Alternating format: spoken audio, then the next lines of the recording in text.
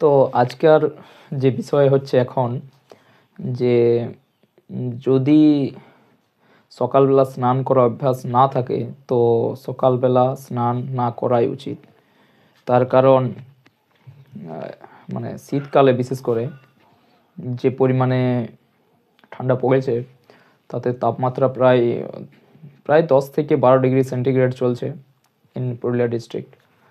তো এই সময় যদি কেউ সকালবেলা স্নান করতে যায়, এখন যে টেম্পারেচার মানে জলের যে তাপমাত্রা থাকছে, তো সেই তাপমাত্রা অনুসারে মানে একটা পুকুরের জলের যে তাপমাত্রা সেটা বুঝতে হবে সবার প্রথমে। যদি সে পুকুরটি ভূগর্ভস্থর সাথে টাচ থাকে, মানে যদি ওর গভীরতা 40 ফুটের বেশি হয়, তাহলে তার জল উষ্ণ থাকার প্রবল সম্ভাবনা বেশি থাকে। ঠিক আছে। এছাড়া যদি সে গভীরতা প্রায় 15 ফুটের কিংবা 20 ফুটের কাছাকাছি হয়, তাহলে সেই জলের অতটা মানে উষ্ণ থাকতে পারে না। এটা বুঝবো কিভাবে? প্রথমত তো যখন কোনো পুকুরে নামবে, যদি দেখে থাকো কোনো স্থান থেকে ভাপ উঠছে, আমরা দেখে থাকি অনেক সময় ভাপ উঠছে বা পুকুরের উপরে কুয়াশা ধরেছে, তো যখনই দেখবে ভাপ উঠছে তখনই ওর তাপমাত্রা 6 ডিগ্রি সেলসিয়াসের কাছাকাছি চলে আসে, জলের যে তার টেম্পারেচার থাকে। আর যদি তার উপরে কুয়াশা চলে আসেছে, তাহলে ধরে নিতে হবে যে জলের যে উপর পৃষ্ঠের যে তাপমাত্রা আছে তার তাপমাত্রা 5 ডিগ্রি সেন্টিগ্রেডেরও নিচে নেমে গেছে। ঠিক আছে।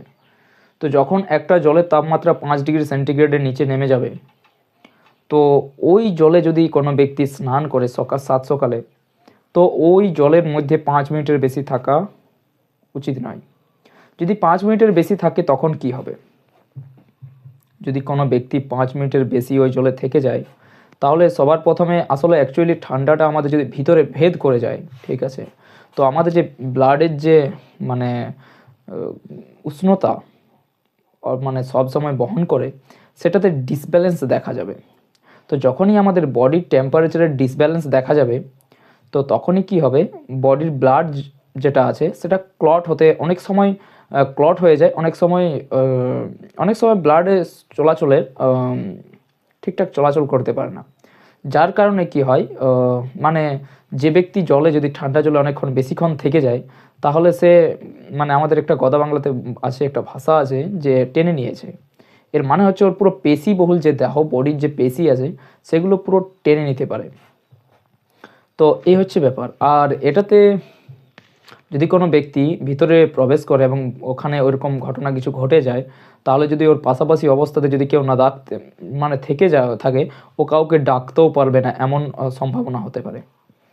তো তো মানে যেহেতু ওর ঠান্ডা লেগে যাবে বেশি পরিমাণে, তাহলে সে ডাকতেও পারবে না।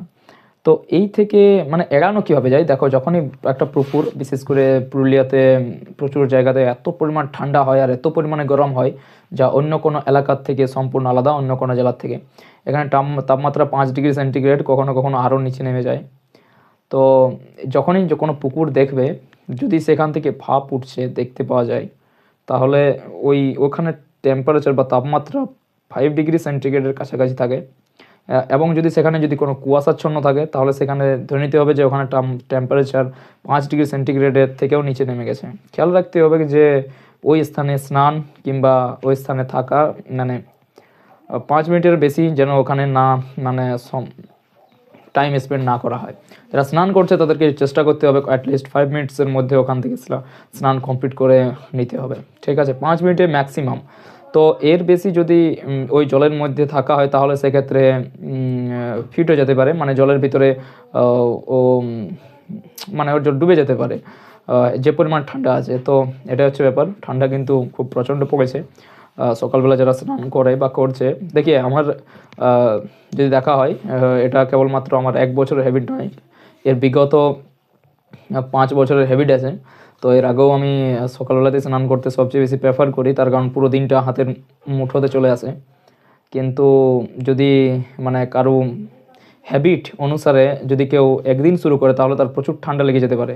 যদি কেউ রেগুলার স্নান করছে, তার মানে এমন হতে পারে ওর প্রচণ্ড ইমিউনিটি আছে বডিতে। ঠিক আছে। আর অ্যাট দ্য সেম টাইম ওই যে ফিরে আসার পরে যখন ওই তুলসী পাতা এই সমস্ত খেয়ে নেওয়া হয়, তো তাতে ইমিউনিটি প্রচুর পরিমাণে বুস্ট হয়ে যায়। আর এমনিতেও জলে প্রবেশ করার আগে প্রচুর পরিমাণে রানিং এক্সারসাইজ এবং সমস্ত কিছু করার জন্যে বডিতে প্রচুর পরিমাণে মানে মানে ঘাম এই সমস্ত কিছু এসে যায়, তো যার কারণে কি হয়, ঠান্ডা অতটা লাগে না এই টাইমে। তো এই হচ্ছে ব্যাপার। কারো হ্যাবিট যদি আছে তো তার ঠিকই আছে, যদি কারো হ্যাবিট নেই তো আমার উচিতে সকালবেলাতে স্নান না করাই উচিত। ব্যাস এটাই।